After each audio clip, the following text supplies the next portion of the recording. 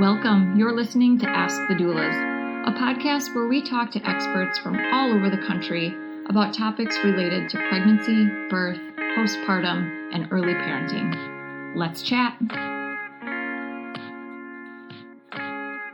Welcome to Ask the Doulas. I'm Kristin, and I'm here today with Krista Lockwood. Krista is the founder of Motherhood Simplified. Krista teaches decluttering for moms who don't want to be a full-blown minimalist. So in 2013, she and her husband moved from Alaska to Florida with only one suitcase each. While she doesn't believe you need to go to that extreme, Krista's been able to master the balance of having enough, but not too much. Welcome, Krista. Hi, thank you so much for having me. So I would love to hear a bit about your journey to get into, owning your own business, focused on simplifying and downsizing all the clutter that, especially as moms, we tend to accumulate. Yeah, so it started, based on the intro, when my husband and I moved from Alaska to Florida, both born and raised. And at the time, we had 3 kids, and we moved with just our suitcases. And we rented a furnished house and basically had a chance to start over. And at that point, I didn't know that decluttering was a thing or minimalism or simplifying. I had no idea. We just knew that logistically it was very expensive. It was actually more affordable to start over after our move. So that's what we chose to do. And I lived that way for about 4 years. We reaccumulated stuff, but never to the point where it was before when we lived in Alaska. And it wasn't until 2017 when I got pregnant with our 4th baby, and I was a part of a due date group, which I'm sure your listeners know what that is, or they might know on Facebook. They're just dedicated Facebook groups for moms who are due at the same time. They're so fun. Yes. Oh my gosh. They are so much fun. And we all got really close. And after we had our babies in the postpartum phase, we started doing this thing called house tours. It was so much fun. A lot of us were struggling with the messes and the laundry and the dishes and the toys. And when it got to be my turn, they were like, hold on a second. Did you stage your house? We all agreed that we agreed we would show it as is. And it was then that I started to realize what we had actually done, because my first postpartum phases were not like that. I wasn't able to just, sit on the couch and breastfeed my baby and focus on my recovery and rest and take naps. I was constantly doing laundry, dishes, just trying to keep up. And I started to put the pieces together of we got rid of all of our stuff, 4 years ago. And that's when it got easy for me, even in my postpartum phases. And so they asked, I just asked them, do you want me to show you how to do this? And then heck yes, please do. And that's how I got to where I am now. I love it. You saw a need and you filled it. So it's perfect. Yeah. So as far as, I find that our students in our Becoming a Mother course and our doula clients are overwhelmed with the registry process and all the things that people want to gift, especially first-time moms. So what are some of your suggestions to, minimize all of the things so you don't have the clutter to pick up? Well, I was the same way with our first 3 kids, felt like I needed all of the things, a swing and a bouncer. And I don't even know, there's so many gadgets out there. And then when you get on a registry, it's so easy to just click add to the registry and not really think about how it will be used, or if there's an alternative, or if it's even something that will actually make your life easier after you have the baby. And I think with my first baby, I had no idea what those things would be. To a degree, even after my second baby, I had no idea, because having 2 babies is completely different than having one. Exactly. It's so different. Yeah. But after our 4th baby, we had decluttered. We had lived that way for a while. Everyone in the due date group thought I was kind of the weird one, because I was like, I'm not going to buy all this stuff this time. I'm going to get a car seat. I'm going to get, a small amount of clothes and a really nice baby carrier that's really comfy.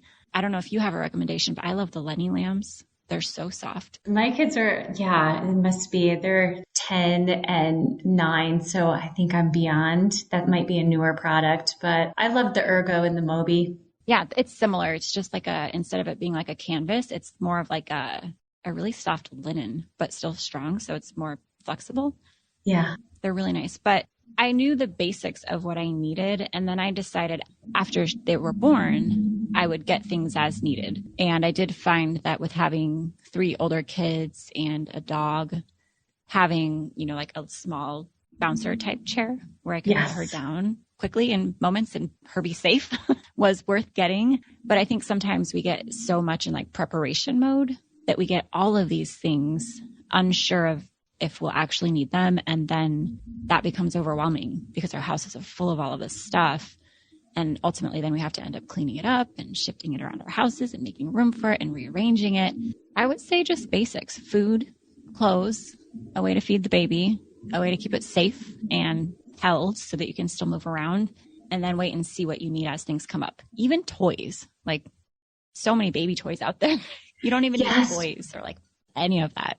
And people love to buy toys and the high chairs and things that aren't needed until a baby is older. So again, they're sitting around taking up space in your home and causing more clutter, which for many people causes anxiety. When you look around at the clutter, it can be very stressful. I know for sure that was my experience with my first 3 kids, was just having all of this stuff around me and then feeling obligated to use it. And then missing the window for actually being able to use like those play mats and stuff because it goes so fast. And then noticing a really big difference after, having our 4th and then our 5th baby without all that stuff and just my ability to be with my baby. I think that's one thing that I learned too with a lot of the gadgets and things unintentionally. I'm not going to say that all gadgets are this way, but it really took away from me my ability to like be with my baby. I'm like, I have to play with these things. I have to like show her this. I have to like do all of these activities and stuff. And instead of just laying with her or, There are so many things that are, like you said, the gadgets that, the orbit and different things that are computerized and can occupy your child so you can clean and reduce clutter instead of, again, bonding and holding your baby or putting them down to sleep and so on. So I love it. So you've had completely different experiences, it sounds like, from your first couple of kids and, to now as far as the experience in your household. And so what was your plan, say, for your last baby in that nesting phase? What were you doing to prepare for the change in your family? So baby number 5, she was born in 2019. And I remember that first round of 2 under 2 being so hard. Like I could handle one just fine. But then when the second one came, it was like everything I thought I could do went out the window. And so with this 5th baby, I was preparing to have 2 under 2 again. And so the majority of my focus was to get systems in place in my house with my older kids, their expectations of the chores that they were responsible for, making sure that my house was pretty easy to manage with one adult. And I wanted that to be my focus because my husband works a lot. Yes. And so I thought that if I could reduce the workload down to one adult, I would have a better chance of being able to really recover as well as possible, because I was just like crossing my fingers and bracing for 2 under 2 again. And it was, I'll be honest, like 2 under 2 is really hard for me anyway.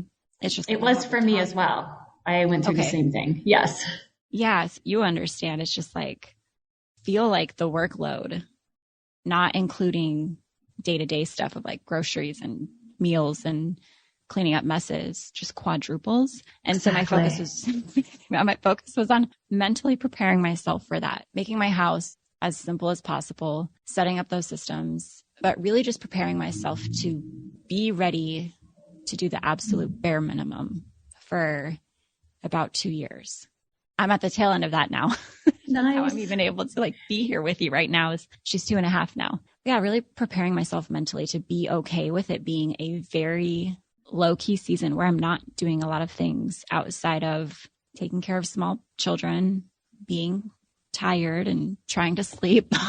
Right. And focus on those kinds of things. So as far as your business model. Take us through what it would be like to work with you if a client of ours or a listener is interested in setting the stage before they have their first or next baby, and then walk us through what it might look like in the postnatal phase. If they're hearing about you, they've already had their baby, and they really need to get things organized and in order.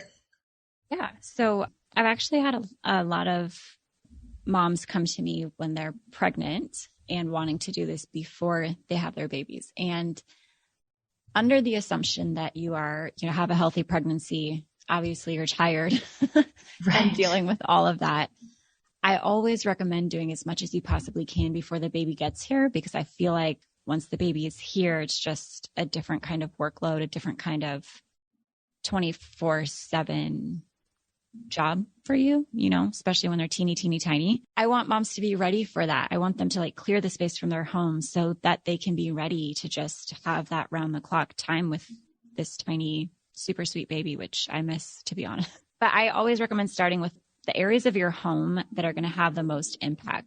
Things like your kitchen, your dishes, having less dishes overall so that they're easier to keep up on, going through your pantry and making sure that you've got food that's not expired, those kinds of things. Laundry, because laundry can pile up very quickly, decluttering and simplifying laundry. And then if you have other children, going through and simplifying the toys or crafts and whatever it is that you have for them. Because what I've found for me specifically is the more kids I have, the less stuff and toys and crafts we can really manage. We still have enough to meet the needs and desires of our family. But when we had 3 kids, we had 4 times as many toys as we do now with 5 kids. And so part of it, I think, is because we just don't fully understand how much we actually need and use on a regular basis, but also they play with each other and that part gets easier. But those are the areas that I have them focus on first, just because those are the most commonly the areas of the home that can get very overwhelming. Hey, Alyssa here. I'm just popping in to tell you about our course called Becoming. Becoming a Mother is your guide to a confident pregnancy and birth, all in a convenient 6-week online program. From birth plans to sleep training and everything in between, you'll gain the confidence and skills you need for a smooth transition to motherhood. You'll get live coaching calls with Kristin and myself, a bunch of expert videos, including chiropractic care, pelvic floor physical therapy, mental health experts, breastfeeding, and much more. You'll also get a private Facebook community with other mothers going through this at the same time as you to offer support and encouragement when you need it most. And then, of course, you'll also have direct email access to me and Kristin, in addition to the live coaching calls. If you'd like to learn more about the course, you can email us at info@goldcoastdoulas.com or check it out at thebecomingcourse.com. We'd love to see you there.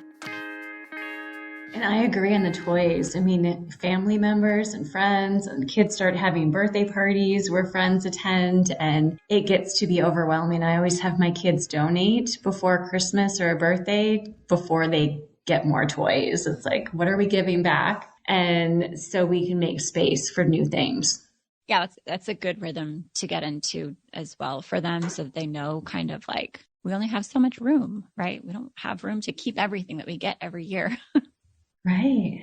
But then I think your next question was what about for afterwards? Exactly. Right? Yes. Okay. So one of the reasons that I do recommend doing it before you have the baby, if at all possible, is that if you have family and friends who are willing to come and help, I know not everybody has that, it does make it a lot easier for people to come into your home and do simple things, help out with the dishes or help out with a load of laundry. For me, I've often felt embarrassed about the way that my house was. And so I didn't want people coming over being like, oh, wow, she's quite a mess. And so Decluttering and Simplified, it just made it easier to accept help when people did want to come over.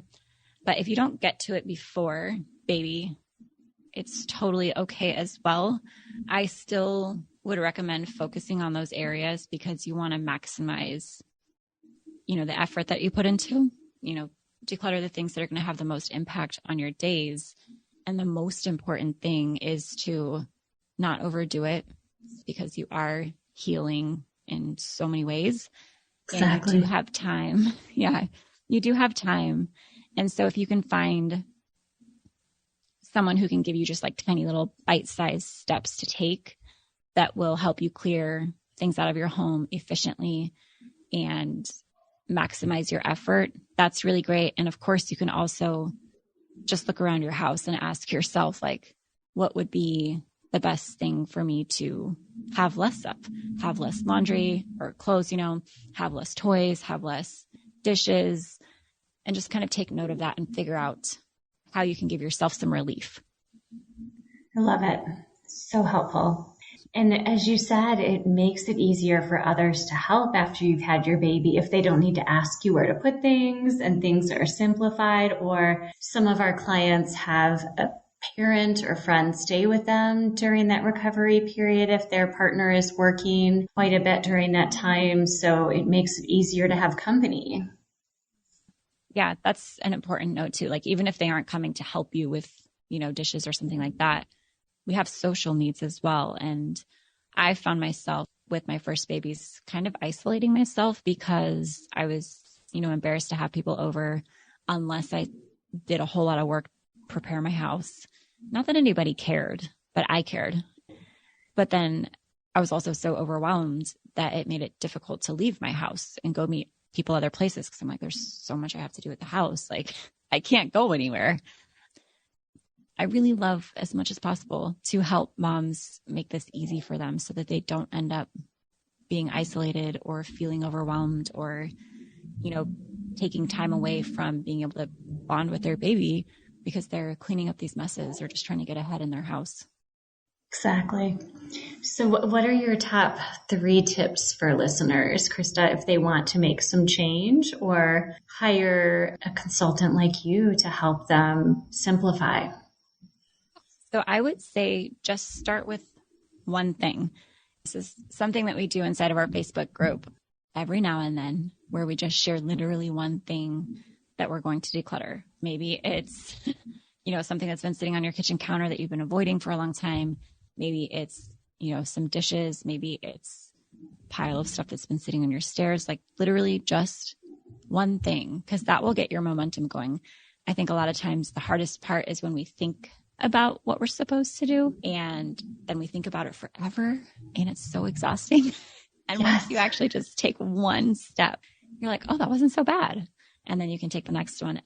That would be my first tip. My second tip would be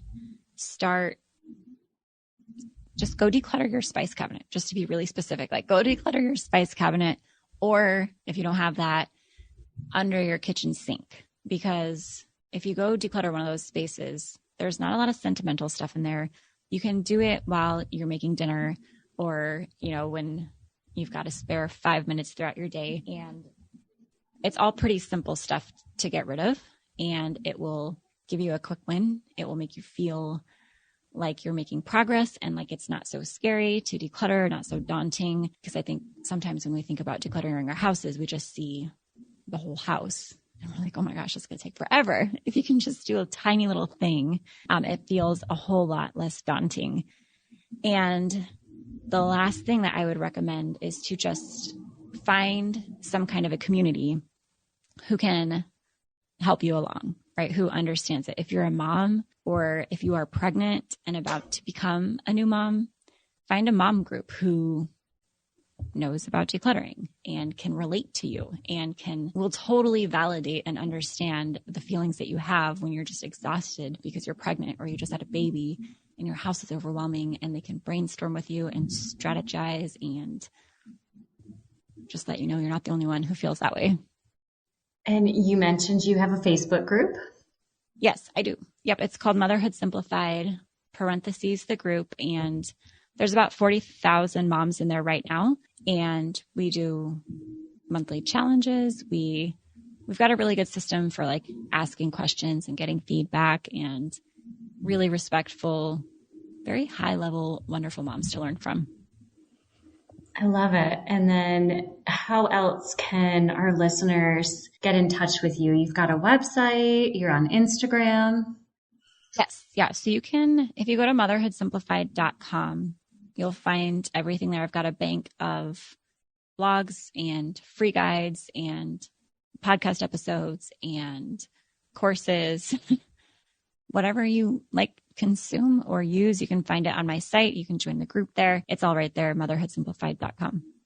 So as far as course options, what would you suggest for our listeners at this point if they're pregnant or newly postpartum? Yeah. So I have a course called Decluttering Simplified, which is a step-by-step process to help you declutter your house start to finish, one step at a time in sequential order. And it's how I decluttered my house. And then for the last 3.5 years, it's how I've helped other moms declutter their houses. And I've, given them the program, had them go through it, gotten feedback so I can adjust it and refine it. I would recommend that. And if you want something, less, intensive, if you don't want to do the whole entire house, I do have like a toy course. So you can do just the toys, or you can do just the clothes. Yeah. Just the toys, just the clothes, just the paper, because those are the top 3 that I get requests for. And that's where I would recommend. It's all created from the lens of motherhood and understanding that we have limited time, limited energy, and we still want to make a lot of progress the time and energy we do have. Yeah. And you mentioned, sentimental items. And when I think of paper, I think of my kids' report cards and cards that they made us, or drawings. And there's just so much that builds up when you get into sentimental paper products related to your children and, wanting to have memories for them to, take to their own homes one day. Yeah. Do you want me to share kind of how we do it real quick? I can. Yeah, we have a minute.